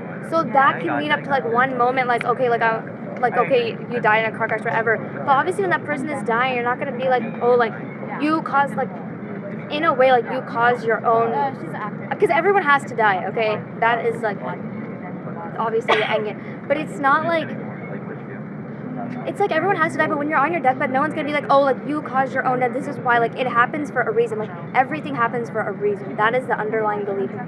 Oh, yeah, and I can get on board with that. Yeah. But I can't get on board with your bad deeds are just accumulated, so you're gonna die a worse kind of death than the person over here, like this sweet little lady who was saying that she's just living for goodness. So she's not going to suffer, as opposed to the person perhaps who grew up an addict, because maybe their parents were addicts, and so they had a type of bad deeds when it came to their alcoholism, so somehow they're gonna suffer worse because they're worse people, and let's ostracize them. Versus this sweet lady who's supposedly living for greatness. I mean, not necessarily, because you say that, like, your parents are addicts, so you're an addict, and, like, you're, like, doing drugs, everything. That can be understandable because of the origin that you come from, like, your parents. But the thing that's going to cause your karma is the actions you take being that person. It's not necessarily what you start from. Do you know what I mean? Like, every person is responsible for their own actions. Just because, like, you may have a tougher background, like, that's obviously taken into consideration. Like, I don't know all that. But what I grew up knowing is that it's your personal actions that cause, like, your like course for the rest of your life. Like obviously if you do something good, like something good will happen to you, or like you're making your own life better, but if you do something bad, then that's going to catch up. Right. Okay, and I can totally get on board with that. Sure. Sin follows us in many ways. Yeah, so it's not from like, just because it's not like you're written a bad fate. You know what I mean? Like you can always turn it around. Does that make sense? Right. And yet, at the same time, there is a big difference between grace and forgiveness in the Christian faith versus in the Hindu faith. You still are determined by your bad deeds. It's a type of determinism. I mean, yeah. Whether it's accumulation of me when I was in high school and I was living a very partying type lifestyle versus perhaps more so now, I don't know, maybe I am better ethically. I mean, that's true, like, but in a sense, like, it's also, like, just like you guys repent, like, you can go to the temple, like, you can pray, like, there are certain religious rituals that you can do that better your karma, but don't erase it. Okay. So it's not like, just because you do this, it's in your, like, permanent record forever, like, it's etched forever, so now you're gonna die. Like, it's not like that. Okay, let's go to the caste system now. Why did I have that very awkward encounter with those two women, who one was higher up than the other? The Christian faith we were talking about out here yesterday, which is everybody, it doesn't matter if you have a lower level of awareness or cognitive abilities, which I'm probably lower than you, and or you're born with special needs, whatever the issue might be, we are all created in the image of God, absolutely equal. We do not have to somehow prove our self-worth, prove and get my value by any kind of means necessary. Instead, no matter what, our value doesn't change because of what Jesus did for us on the cross. In my understanding in Hinduism, that's not the case. You are born into a type of caste system where you are better than somebody else who was born into a different caste system. Yeah, well, like, to be honest, like, I don't believe in the caste system, so, like, I agree. Okay. In the Christian faith, your bad deeds can follow you if you just keep living in sin, making poor decisions, but you're never too late to turn and accept Christ, just like the thief on the cross, and Christ turns to him and says, today you will be with me in paradise, because it's based off of grace versus I got to do all of this white knuckle it on my own and somehow I'll get to heaven.